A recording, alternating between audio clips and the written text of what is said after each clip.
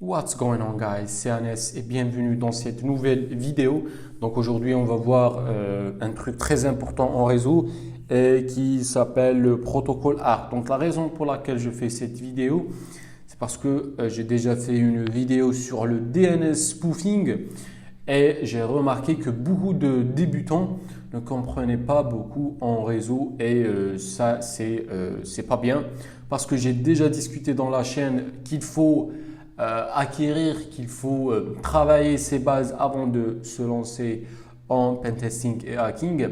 Et ce que je vois, c'est que beaucoup de débutants se lancent directement dans le hacking et ils n'ont pas assez de savoir sur les bases, sur les protocoles, sur le fonctionnement des réseaux et cela va leur poser des problèmes tout au long du processus d'apprentissage.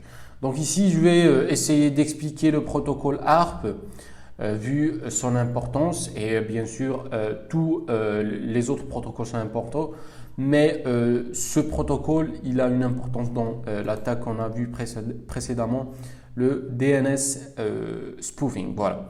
Donc pour cette vidéo, je vais utiliser Cisco Packet Tracer. Donc c'est un logiciel créé par Cisco pour ceux qui veulent apprendre les réseaux.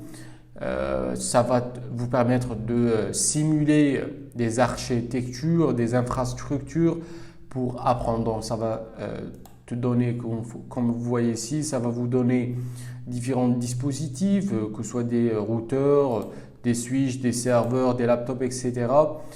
Et vous pouvez voir comment ça fonctionne ici sur votre PC. Donc pour cette vidéo, je vais choisir un petit switch ici et deux laptops juste pour créer un petit réseau.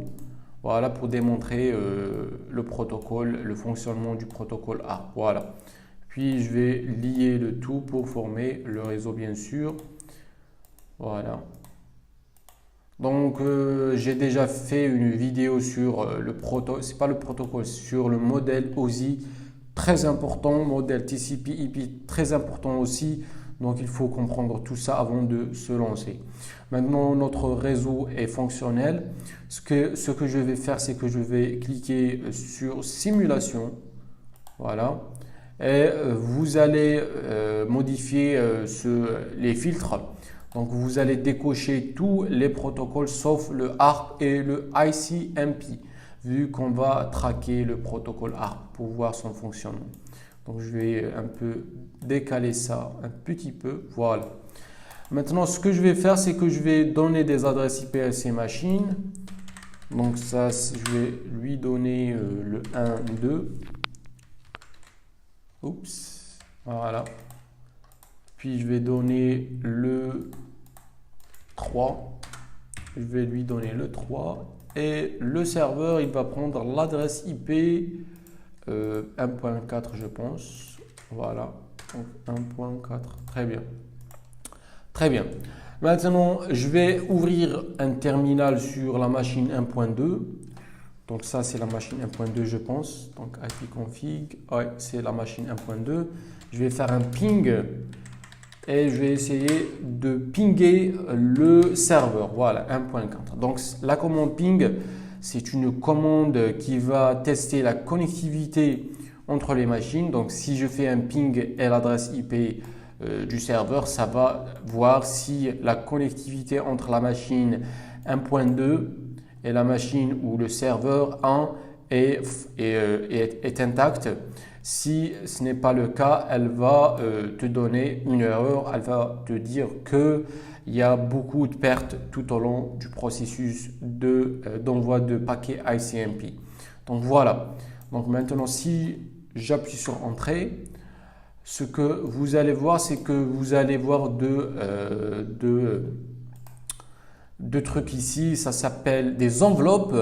Et ces enveloppes, ils désignent les protocoles. Donc l'enveloppe en vert clair désigne le protocole ARP et l'enveloppe avec le vert foncé, ça représente le protocole ICMP.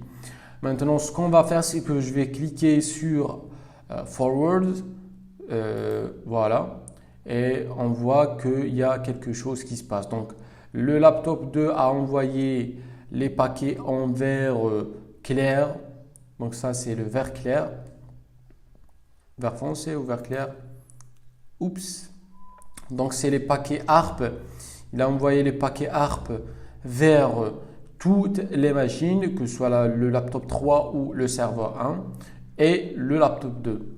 Ce qui est intéressant, c'est qu'on voit ici cette croix en rouge et le serveur 1, l'enveloppe qui est sur le serveur 1 n'a pas cette croix en rouge.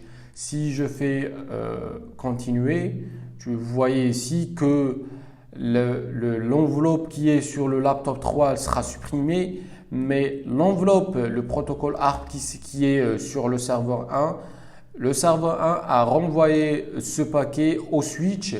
Ensuite, le switch va réenvoyer ce paquet ou ce protocole à le laptop 2. Donc, une fois le switch a envoyé le protocole ARP à laptop 2, donc vous voyez ici ce check en vert, le laptop 2 va envoyer le ICMP ou le ping vers le serveur 1 directement. Et le serveur va répondre directement vers le laptop 2. Donc le truc, c'est que ici, tout ce qui se passe ici, c'est que le switch ici, c'est un dispositif de couche 2. Donc c'est, si vous avez vu déjà le modèle OSI, la couche 2, les dispositifs qui travaillent sur la couche 2 ne comprennent pas d'adresse IP. Donc même si j'ai fait un ping et j'ai mis l'adresse IP du serveur, le switch ne peut pas comprendre l'adresse IP. Et du coup, il lui faut l'adresse MAC du dispositif. Et ça, c'est le job du protocole ARP. Donc maintenant, j'ai envoyé un ping avec l'adresse IP. Le switch ne comprend pas l'adresse IP. Il lui faut l'adresse MAC. Et pour cette raison, il a envoyé le protocole ARP. D'abord, il a récolté la liste des dispositifs ainsi que leur adresse MAC. Et une fois fait, il a pu envoyer le ping ou le protocole ICMP pour vérifier la connectivité. Donc c'est ça le fonctionnement du protocole ARP en interne, c'est les coulisses du protocole ARP et le protocole ICMP. Donc grosso modo c'est ça, on envoie le protocole ARP, on récolte les adresses MAC et puis on envoie le ICMP ou n'importe quel autre protocole. Voilà. Si on change le routeur avec le switch avec un routeur, c'est pas la peine d'envoyer le ARP parce que le routeur comprend les adresses IP. Donc voilà. J'espère que vous avez compris le concept de ARP. C'est très important de comprendre les protocoles, que ce soit ARP, ICMP et les autres protocoles. Vous pouvez les trouver ici, BGP, DHCP, EIGRP. Tout ça, c'est très important. Et comme j'ai dit précédemment dans la chaîne, tout ça, vous pouvez le comprendre, vous pouvez le maîtriser en suivant une formation CCNA ou une certification CCNA. Donc voilà pour cette vidéo, j'espère que vous avez compris le concept et on se retrouve avec un nouveau concept la prochaine vidéo. Peace.